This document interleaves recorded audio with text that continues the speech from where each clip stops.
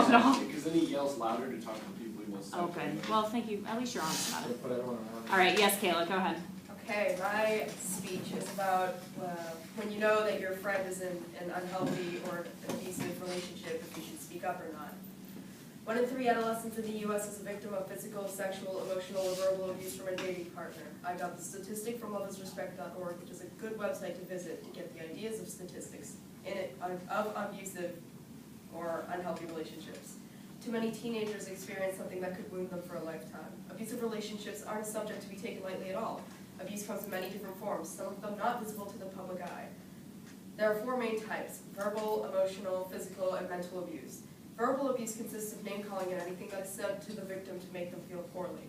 Emotional abuse is one of the types not to be able to see by the public eye, but rather felt by the victim. These these feelings entail worthlessness, unhappiness, a feeling of having no control, even embarrassment. Physical abuse is self-explanatory. This is a category that involves hitting or any sort of physical harm. Mental abuse is able to be seen. The abuser brings the victim down with words, but it's less of name-calling, more of threats and anything that will lessen the victim's mental health. So, should you step in when you believe a friend is in an unhealthy or abusive relationship?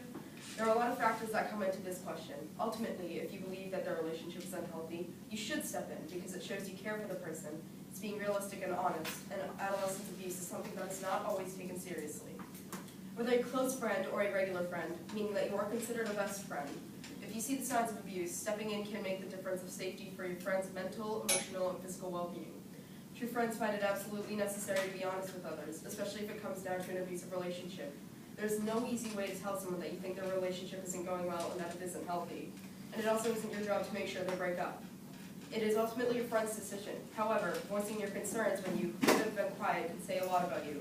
That you care for the person's health and safety for one, and that you really do value the friendship and feel comfortable enough to be honest in it. And even if you do feel comfortable in the relationship, this gives you no excuse to act like a coach, state your opinion, and tell them you are always open for conversations they might not wish to have with anyone else. What a gift to have a friend who will risk telling you the truth to your face instead of chattering behind your back, said Julia Slattery, author of Finding a Hero in Your Husband, which is a book about how to have a happy and healthy marriage.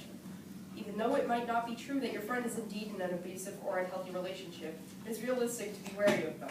They are all too common in teens and too common in general. Honesty is something that should be valued in friendship, especially when they come to tough and awkward topics like this. You need to voice your concerns to your friends, but do it once and do it thoroughly. Don't continuously nag at them like a parent. You are their friend, not their life coach. Telling your friends something they don't want to hear, like warning them about a relationship, takes courage, said Julia Slattery. That is very true. It takes courage and it takes honesty. It also takes a certain amount of realism to be aware of something so hurtful and difficult to watch. The way you say it can mean the difference between someone being aware of the relationship or shutting you out and continuing it. Don't be afraid to reach out to a friend who you think needs help. Tell them you're concerned for their safety and want to help. I got this quote from loveisrespect.org. However, just because you say something doesn't necessarily mean that they will take the information and use it wisely, nor does it mean they'll agree, nor does it mean that their abuser will stop abusing if they are in the first place. Don't be afraid to reach out to a friend who you think needs help. Tell them you're concerned for their safety and want to help, said Thomas Matlack, founder of the Good Men Project, which is a sort of community that's members work to be good husbands, fathers, or just good people in general. To bring up a point from earlier, some people don't realize they're being abused until you bring up your concerns to them. Teen abuse is very common, yes, but that doesn't mean that every teen will guess they're being emotionally or mentally abused, which is very hard to determine. There's a very thin line between being sad because your relationship isn't working out and being sad because your significant other lashed out on you and made you feel horrible. You recognizing the signs could prevent the rate of abuse in adolescence from increasing, and in fact lets more people know that you are aware of the signs, even though others might not be.